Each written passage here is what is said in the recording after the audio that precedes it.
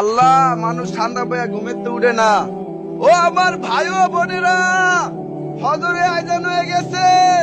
আপনার রবের মহান হুকুম নামাজ, আপনার নবীর চোখের শীতলতা নামাজ। আমার ভাই ও বোনেরা, আসল ঘুম জান্নাতে। এই ক্ষণস্থায়ী শীত পাইয়া আপনার রবের হুকুম কেউ না ছাড়ি। আমার ভাই ও বোনেরা, ঘুমের থেকে নামাজ উত্তম। এই ক্ষণস্থায়ী ঘুমাইয়া চিরস্থায়ী জাহান্নামী না কিনি।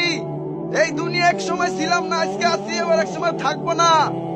এই ঠান্ডা পাইয়া আল্লাহর মহান হুকুম না ছাড়ি আমরা নামাজ পড়তে উঠি। আল্লাহ খুশ হইবে, সময়টা অনেক দাম হইবে। নইলে ঘুমের গোলামি করবেন, চাকরির গোলামি করবেন। আল্লাহর গোলামি করলেন না, আল্লাহর গোলামের গোলামি করলেন।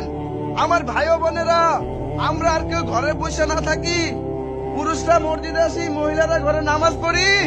আসসালামু আলাইকুম।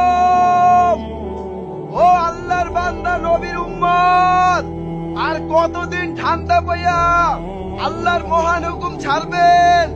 আমার ভাই ও বোনেরা, কিভাবে এই কম্বলের মায়া পইরা, স্ত্রীর মায়া পইরা কম্বল ছেড়ে আল্লাহর ঘর মসজিদে আসেন না? আপনাদের কি হইল? আপনারা এরকম জালেম হইতে পারলেন? আল্লাহ খাওয়ায়, আল্লাহ পালে, আল্লাহর ঘর মসজিদ গুলা ফাঁকা ভাই ফাঁকা। আর কতদিন এভাবে ঘুমাইবেন? এই এলাকার ভিতরে হাজার হাজার ঘর, 2-4 জনের বেশি হয় না মসজিদে। সবাই শীত পেয়ে ঘুমাইতেছে। ও আমার ভাই ও বোনেরা, উঠেন, ফজরের আয়োজন হয়ে গেছে, নামাজ পড়তে উঠেন।